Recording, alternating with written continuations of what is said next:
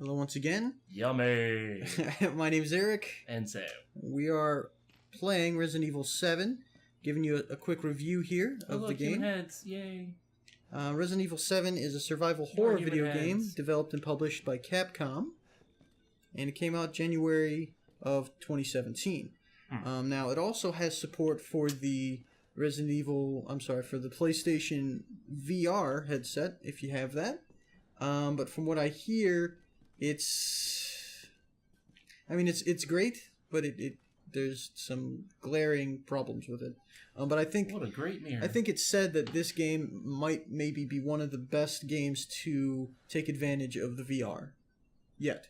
It's technically, believe it or not, the 24th entry in the Resident Evil franchise. And the first installment to be played first person out of all of them. So, now as far as the story is concerned, you follow this gentleman here, Ethan Winters, as he searches for his wife, Mia. Now that has led him to where we are now. And that looks vaguely rapey. What can only be described as a rundown, terrifyingly shitty plantation inhabited by this family called the Bakers. Now, throughout trying to find your wife and trying to figure out exactly what's going on here, you come across a bunch of terrible, horrible things. And in this game, they give you a quite bit of exposition using VHS tapes. So that's kind of nice. And you kind of get to piece together what's happened here, based on a lot of the mementos around the house. A lot like the original Resident Evil, this is a lot about solving puzzles and backtracking. And uh-oh. I guess I have to go upstairs now. And as you'll see off and on here, as we go through doors, that the mechanic of going into another room or into another area is just like that of the original games. And that's what they wanted to capture here. With Resident Evil 5 and Resident Evil 6 especially, it's feeling more on an epic scale with bioterrorism. It's really moving away from the horror that the genre it was known for, that the foundation of the genre was made.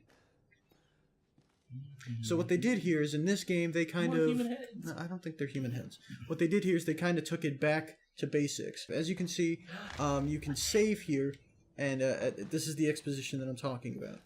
So you can use those VHS tapes in VCRs. You said run, stupid. To get more of the story. As Sam pointed out almost immediately, anyone in their right mind would be like, "Oh, see ya," you know? Yep. Like, you're just supposed to override all survival instincts and go, yeah, sure, let's go do this thing, even though it's clearly dangerous and shitty. So it kind of does a good job of throwing you in there and pulling you in. The first-person nature kind of builds this immersion, which is really great. And as far as like how this game compares to some similar games of today's survival horror genre, like Amnesia, Outlast, stuff like that, it really holds its own. And a lot of this, a lot of it is scripted, so you are given weapons, but those weapons are only to be used at very specific times. So it's kind of like Amnesia in the way that you feel helpless at times, but it doesn't give you... It gives you some direction, but a lot of times you just have to figure out puzzles. And just like in the previous games, there's like a crafting system where you use the materials and you decide, do I want to have ammo? Do I want to have, heals? What do I want? So partway through the story, you get a call from a woman named Zoe offering to assist you. Okay? Now, you later learn that this Zoe is the daughter that your wife was to be looking after. Okay? And what she also tells you is that Mia, your wife, and the entire Baker family are infected with this ailment. And this is where it actually ties back into the rest of the series, as everything that we saw from this game in the trailers and whatnot kind of didn't say anything about how it tied into anything Resident Evil related. It seemed like a complete just step away from all of that. So as I've told you, your adversaries here, along with your wife Mia, is the rest of the Baker family, and you learn that what they do is they kidnap or otherwise take, innocent passersby, and they infect them with this virus. Some of them survive, some of them don't, and if you do survive, then you get taken over and you become this kind of crazy, terrible monster. In addition to that, some of them mutate so much that they're not even human anymore. They're this blob of retarded black goo, which in and of itself is sort of scary up until you realize that it's stupid easy to go into the disgusting, filthy water. It's stupid easy to kill those guys. But the Baker family is where this game really gets a lot of its bonus points, because each of them are very different people, very different characters, very vibrant characters. None of them are dull. The first one is this kind of maniacal patriarch, who makes all the decisions. And hope there aren't any alligators or poisonous snakes in here, as the game is known for. and he's what Louisiana is known for. Oh no, just a dead body. He's kind of this super strength, regeneration kind of abilities is what he has. Each of them have manifested different abilities here. The mother is kind of again crazy strong, but she has control over bugs, and stuff of that nature. Then there's a grandmother who, as far as I have to find, is kind of just dead. Like, she's alive, but she's just completely unresponsive. So brain dead. No, I mean, she'll turn to look at you, but she doesn't. She's unresponsive in any way to anything that you do. Okay, so needles in the old toilet. I'm assuming that's how they infect you with whatever this is, the virus, this bioweapon. And did they ever explain how they got that shit? I'm sure over the course of this, with the different videotapes, yeah. Select an item. Let's try VHS tape. That won't cut it. Damn, just fucking straight. Then there's another man, I'm guessing the son, who is big about puzzles and traps. And that's the one that I have yet to face. Sniffles. So there's a lot of scripted events here that are beautifully done. Beautifully done. Cinematically, they're wonderful, man. They are as good as I've seen in this genre. But there's some stuff that is just wholly Resident Evil, and they haven't been able to get that out of their system. The dumb things, like being able to trap these blob enemies behind doors just simply by closing them. Ethan? Are you alright? You shouldn't be here. What do you mean? Things that No. I'm not sure why, but it just doesn't seem genuine. It breaks the immersion instead of pulling you in more. Did anyone see you? Your interactions with Mia, for instance. Who else is here? What the hell's going on? Your reactions to the world around you, for instance. We need to go now. Now, some things that they kept from the previous games is obviously the inventory with your grid, your grid-based inventory. But unlike many of the other recent installments of this game, 5, 6, and their different offshoots, this game emphasizes exploration and horror, which is really what brings it back to the originals. As far as the voice acting is concerned, the voice acting in and of itself Food through here. is great. I Okay? remember. I don't agree with some of the writing decisions. I don't agree with some of the design decisions. I don't agree with some of the graphically where they chose to put some of their time here.